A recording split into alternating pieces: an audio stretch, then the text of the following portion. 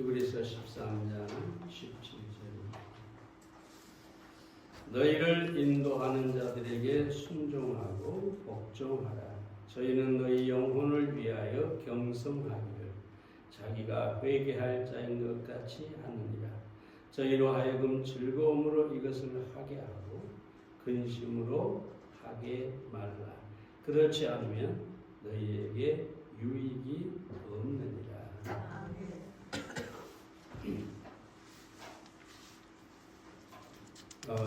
이 강의 설교를 하다 보면 이 설교를 그냥 지나갔으면 좋겠다라는 때가 있기는 있어요.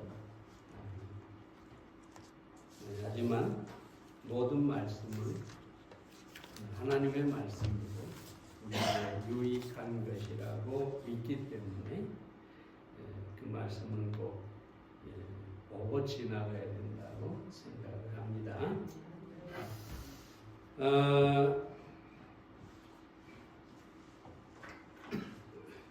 예수님께서 유머입니다.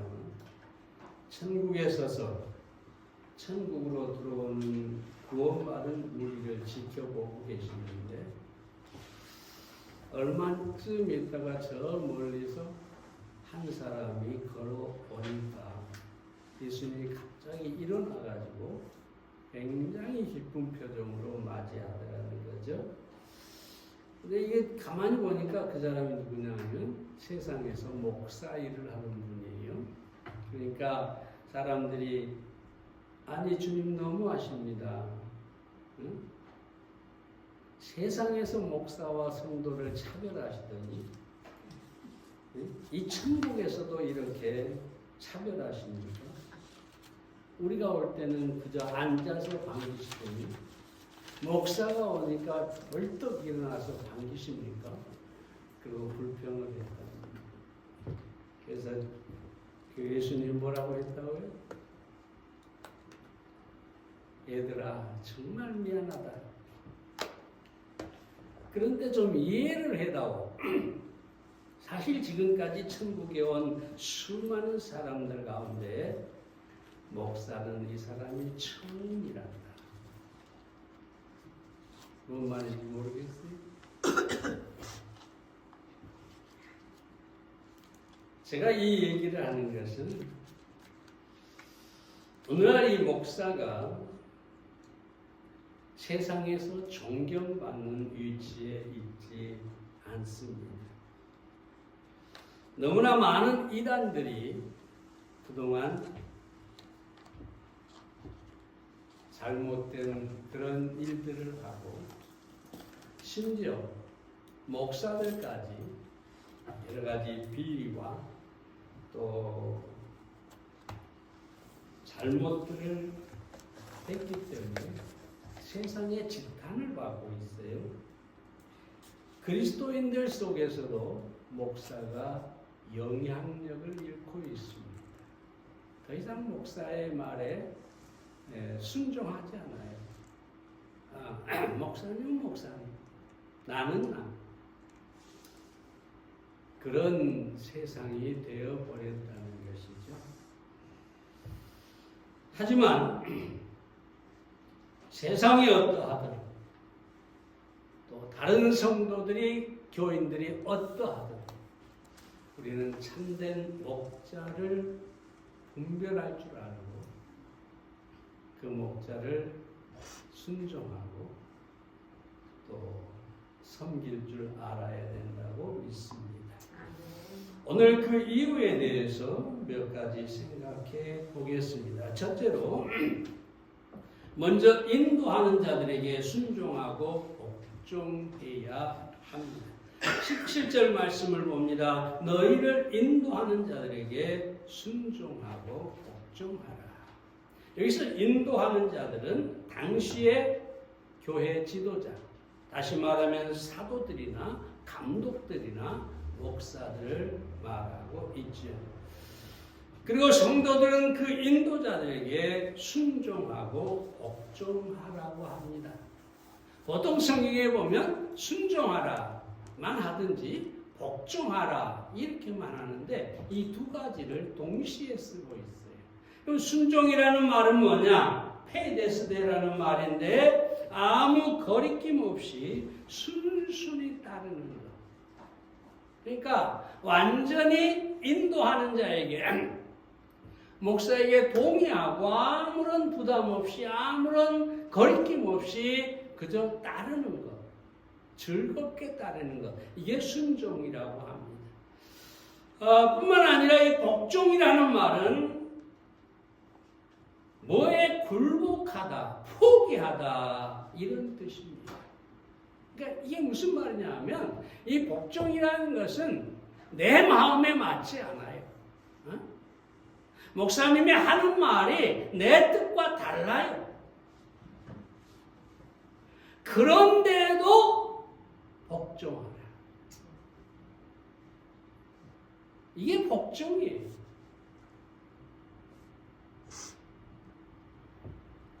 세상에 어떤 사람들이 목사에게 100% 동의하고 인정하고 따를 수가 있겠습니까? 때때로 사람인데, 목사도 사람인데 자신의 생각과 다를 수가 있죠. 그러나 만약에 그 목사가 하나님의 뜻대로 하나님의 말씀을 말하고 있다면 자기 자아를 십자가에 넘기고 자기 의지를 꺾고 복종할 수 있어야 한다는 것입니다. 순종과 복종을 명령하는 이유는 당시에 그렇지 못한 사람들이 그리스도인들이 있었다는 것입니다. 사도 요한의 서신을 보면은 심지어 사도 요한에게도 거역하는 사람이 있었다고 합니다. 요한 3서 9절에 보면 디오드레베라고 하는 사람이 등장하는데 사도 요한이 가도 대접을 하지 않아요. 심지어 사도 요한을 적대하는 사람까지 교회에서 쫓아내버렸어요. 그러면서 이 요한 3서에 보면 왜 그러했느냐? 자기 자신이 으뜸되기를 좋아했기 때문입니다. 그러니까 사도 요한보다 자신이 더 높아지기를, 자신의 첫째가 되기를, 자신이 중요한 사람이 되기를 원했기 때문에 사도 요한의 권위조차 무시하고 순종하지 않았다고 합니다. 고린도 교회의 문제도 바로 교만에 있었지요. 그들은 지식과 은사가 뛰어나다고 스스로 자화자찬을 했어요. 자기들은 모든 것을 알고 많은 은사를 가졌다고 그래서 교만에 빠져가지고 네 파로 갈라지죠. 베드로파, 바울파, 아볼로파, 그리스도파 이런 식으로 나눠가지고 서로가 서로를 인정하지 않아요. 우리 파가 최고라는 거죠. 응?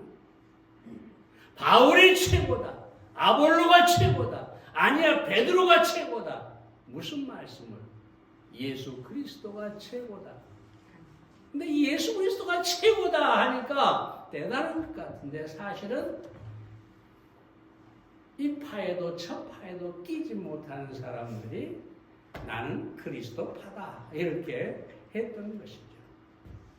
어찌됐든 간에 이렇게 교만한 사람들이 권위를 인정하지 않고 순종이나 복종을 거부한다는 것이죠. 심리학적으로 조명 효과라고 하는 것이 있습니다. 이게 뭐냐 하면 무대의 조명이 주인공에만 딱 비치죠. 그렇죠? 네. 이제 연속극이나 영화나 이런 것은 덜합니다만 여러분이 그 연극을 하는데 보면 이 조명이 주인공을 향해서 다 비치게 되죠. 그걸 조명 효과라고 하는데, 이 조명 효과는 주변의 모든 시야를 잃어버리고 오직 자기 자신을 중심에 두는 것. 자기가 가장 우선인 것. 이걸 조명 효과라고 합니다. 이런 심리를 가진 사람은 절대로 복종이나 순종하기가 어려운 것이죠. 모든 사람이 자신에게 집중하고 자신이 최고라는 사실을 사람들이 인정하기를 바랍니다. 이런 심리를 가진 사람들은 절대로 권위에 순종할 수가 없는 것이죠. 더더구나 자기 마음에 맞을 때는 순종할 수 있을지 몰라도 자신과 다를 때 절대로 복종하지 않습니다. 자기 고집을 끝까지 주장하고, 자기 주장 외에 다른 사람의 모든 의견은 무시해버리고, 그리고 그 교만으로 말미암아 순종하거나 복종하지 않는다는 것이죠. 근데 여러분 분명히 이 시간 아시기를 바랍니다. 순종과 복종은 하나님께서 원하시는 최고의 덕목입니다. 그리고 인도하는 자에게 순종하고 복종하라, 이 말씀 자체가 하나님의 말씀입니다. 다시 말하면 목사의 말을 거역한다는 것은 하나님을 거역하는 것이다. 그래서 정말로 자기 뜻에 맞지 않는다 할지라도 인도하는 사람에게 복종할 수 있어야만 하는 것이죠.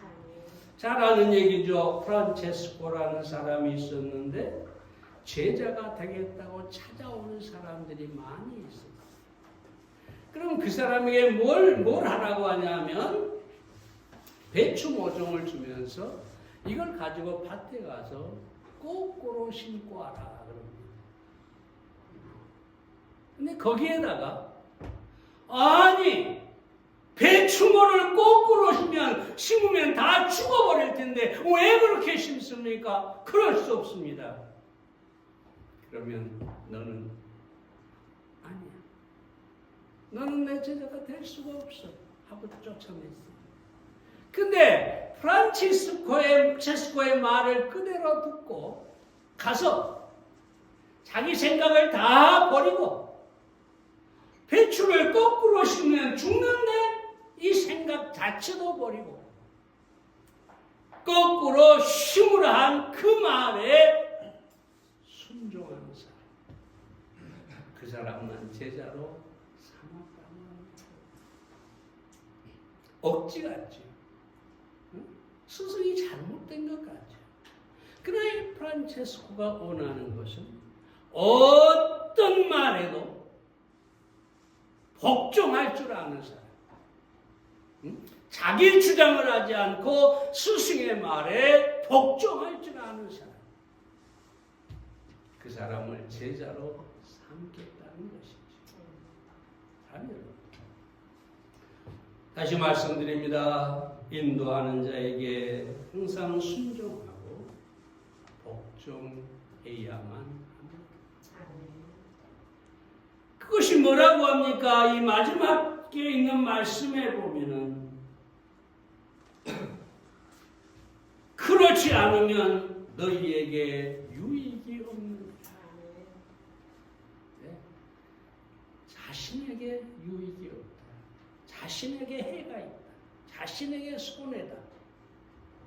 그러므로 우리는 자기 자신을 위해서도 순종하고 복종할 줄 알아야 되겠습니다.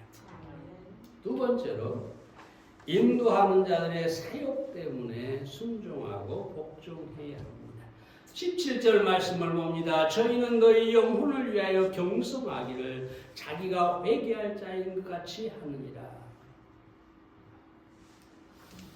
히브리서 기자는 성도들이 목회자에게 순종하고 복종해야 할 이유를 여기서 말하고 있는데요.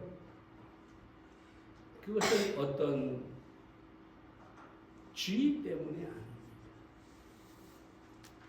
우리 잘 알지만 교회는 인간의 조직이 아니고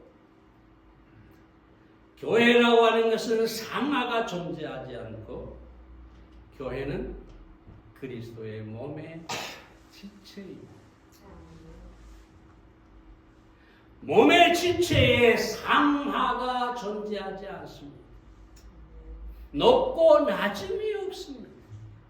손은 위에 있고 발은 밑에 있기 때문에 손이 발보다 높다?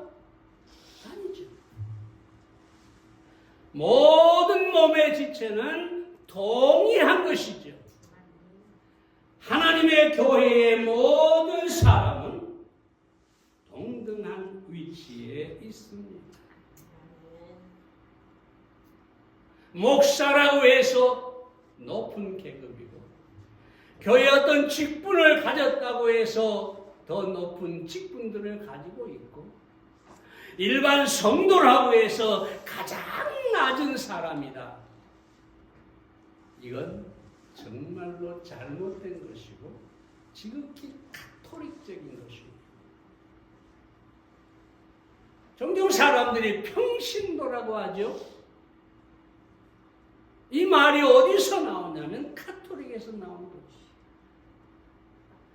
그 위에 신부나 이런 사람들은 평신도가 아니라는 거죠. 그 계급이 있다는 거죠. 그리고 저 위에 마지막에 교황이 있는 거죠. 철저하게 계급이고 교회를 나가는 사람은 그냥 평신도 평민이다. 비성서적입니다. 우리가 잘 아는 것처럼 성경은 뭐라고 합니까? 왕 같은 제사장. 그러니까 모든 그리스도인은 왕 같은 제사장입니다. 거기에는 목사도 포함되고 직분을 가진 사람도 포함되고 성도들도 포함됩니다. 다 왕 같은 제사장으로 평등합니다. 종종 어떤 사람들은 목사님 너무 그렇게 말씀하십니다. 목사의 권위가 좀 떨어지지 않습니까?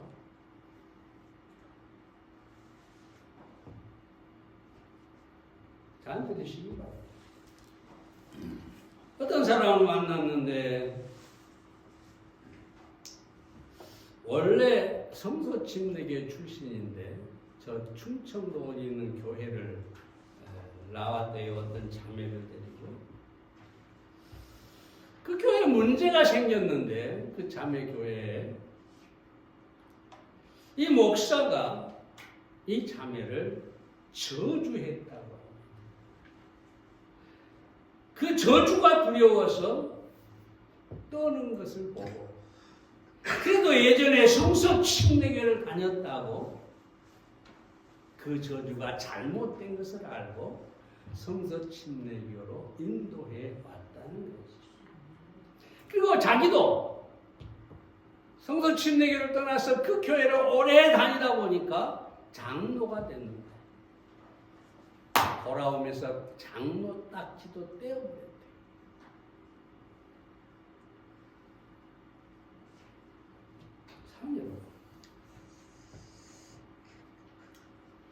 목사가 마음대로 성도를 저주할 수 있다면 그것은 참 목자가 아닙니다. 어쩌면 그 목사는 그 저주가 자신에게 돌아가야 마땅합니다. 하나님께서 어찌 그 자녀를 저주하도록 목사에게 허락했겠습니까? 하나님이 정말 자기의 목숨을 십자가에서 주기까지 그 피를 흘리기까지 사랑한 자녀를 목사에게 저주하라. 있을 수 없는 일이지. 아무도 목사에게 저주권을 주지 않았다는 사실을 우리는 알아야 합니다.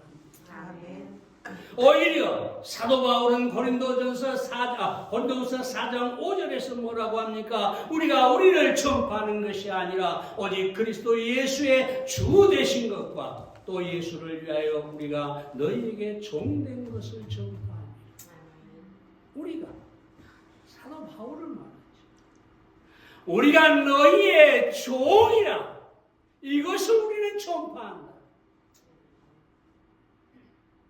오히려 바울은 자신을 낮은 자리에 두고 성도들을 섬기는 자가 되고 있는 것이죠. 그런데 어찌 목사가 높은 계급을 가진 것처럼 무슨 대단한 특권을 가진 것처럼 성도들을 저주할 수가 있겠습니까? 오늘날 우리 대한민국의 수많은 목사들이 이 종됨을 거부하고 막강한 힘을 가지고 그 권세를 휘두르고 있는 것이죠. 만약 그런 목사를 여러분이 본다면 결코 그 교회를 다녀서는 안 될 것입니다. 그렇다면 목사가 계급도 아닌데 높은 자리에 있는 것도 아닌데 왜 순종하고 복종해야 할까요? 두 가지만 얘기합니다. 먼저 목사들은 성도들의 영혼을 위해 깨어있기 때문입니다. 여기 보면 경성하기를, 이 말은 깨어있다, 감시하다, 그런 뜻입니다. 여러분, 목사가 예전에 말씀드렸지만 목자가 양을 칠 때 그 양을 돌보기 위해서 양 우리를 지어놓고 그 우리에는 문이 없어요. 문이 그냥 비어 있어요. 그러면 이 양이 밤이 되면 양들을 다 우리에 넣고 그 문이 되는 곳에 가로로 누워가지고 잠을 잔다기보다 양떼를 지킵니다. 아무도 이 목자를 통과해서 양에게 접근할 수가 없어요. 강도가 양을 도적질할 수가 없어요. 왜? 목자가 유일한 문이 되어 있기 때문이죠. 그래서 예수님이 내가 문이니, 내가 양의 문이니, 이것이 바로 목자가 양들을 위해 깨어있다, 경성한다라는 뜻입니다. 여러분, 우리는 왜 순종하고 복종해야 합니까? 그 목사가 늘 깨어서 양들을 돌보고 양들을 위해 기도하고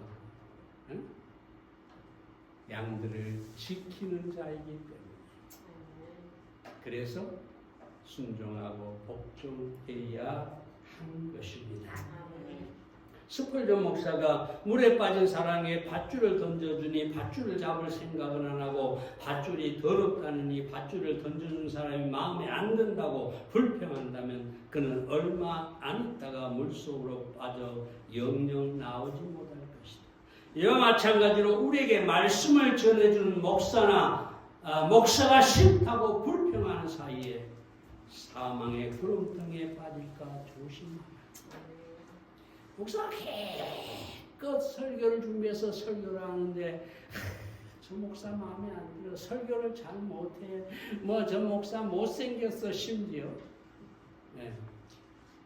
그런다면 어찌 되겠어요? 다행히 저는 그런 대로 생겨가지고 못생겼다는 소리는 안 듣겠습니다만, 어찌됐든 간에 중요한 것은 뭐냐? 목사가 내 영혼을 위해 깨어 지키고 있다. 나를 위해 기도하고 있다. 정말로 여러분에게 분명하게 말씀을 드린 것은 저는 매일 새벽 오늘도 2시에 깨가지고 무릎 꿇고 기도를 합니다. 종종 어떤 분들이 목사님 무릎 꿇고 기도하면 좋지 않아요. TV에서도 보니까 무릎을 꿇으면 안 된다고 해요. 관절이 안 좋다. 그럼 제가 뭐라고 합니까? 아닙니다. 그럼에도 나는 무릎을 꿇겠습니다. 내 성도들을 위해서라면 기꺼이 하나님 앞에 무릎을 꿇겠습니다. 다음으로 왜 목사에게 순종해야 할까요? 목사의 책임이기 때문입니다. 목사의 책임 때문입니다. 여기 보면 회개할 자인 것 같이라고 말씀을 하는데 이 말의 의미는 계산한다라는 뜻입니다. 미래 분사형입니다. 이는 목사가 자신의 양떼에 대해서 목자장이 되시는 예수님께 언젠가 책임을 지고 계산을 해야 된다. 그런 뜻입니다. 성도들이 행한 모든 것을 마치 자기 자신이 행한 것처럼 주님 앞에 가서 계산을 해야 한다고. 얼마나 무서운 일입니까? 사실 이 목사가 결코 작은 일이 아니에요. 왜냐? 모든 성도들은 주님 앞에서 자기의 행위에 대해서만 책임을 지고 계산을 하지만 목사는 성도들 한 사람 한 사람의 모든 허물을 계산해야 됩니다. 두려운 일이죠.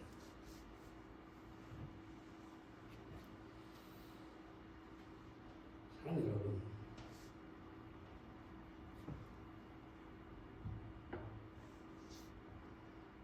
오늘날 수많은 이단들이 성행을 하고 때로 양들을 훔쳐가죠. 어떤 분이 저한테 그러더라고요. 목사님 교회는 절대로 이단에 빠질 사람이 없겠어요. 그 성경 공부하는 분이 그렇게 얘기해요. 왜냐면 성경을 이렇게 가르치는데 어떻게 이단에 빠집니까? 그래요. 그런데도 놀라운 사실은 이단에 빠진 사람들이 있습니다. 우리 교회도 있어요. 과거에. 그래서 내 매 새벽마다 그 자매, 지금 우리 교회 안 다니지만 그 자매를 위해서 계속 기도를 합니다. 하나님, 이 자매는 당신의 딸입니다. 주님께서 질투해 주시옵소서. 그래서 그 교주와 그 자매의 주변에 있는 모든 이단들을 저주해 주십시오.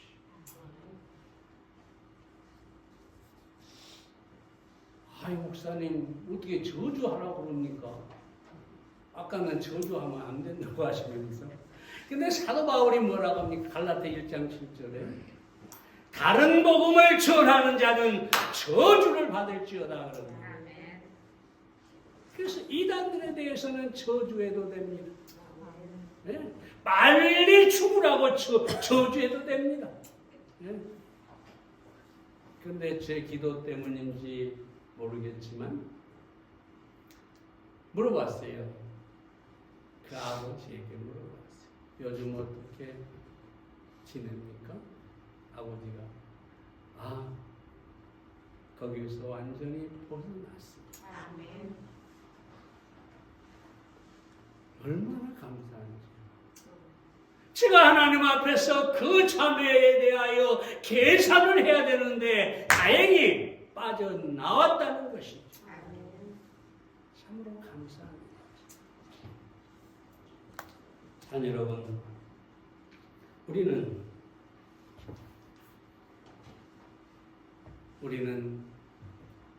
왜 목사에게 순종하고 복종해야 합니까? 하나님 앞에서 여러분들에 대해서 계산해야 할 책임을 가지고 있기 때문에 저는 많은 책임을 하나님 앞에 가서 지고 계산하고 우리 주님의 꾸중을 드릴 것 같아요. 근데 적어도 여기 앉아있는 여러분 때문에 내가 하나님 앞에서 주님 앞에서 책임지고 계산하고 꾸중 듣고 그러지 않기를 바랍니다. 아멘.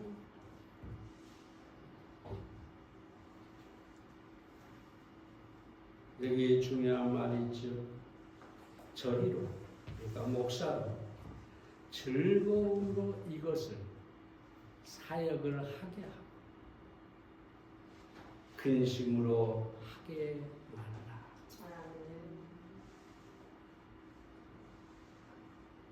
제가 즐겁게 목회할 수 있도록 즐겁게 설교하고 즐겁게 기도하고 즐겁게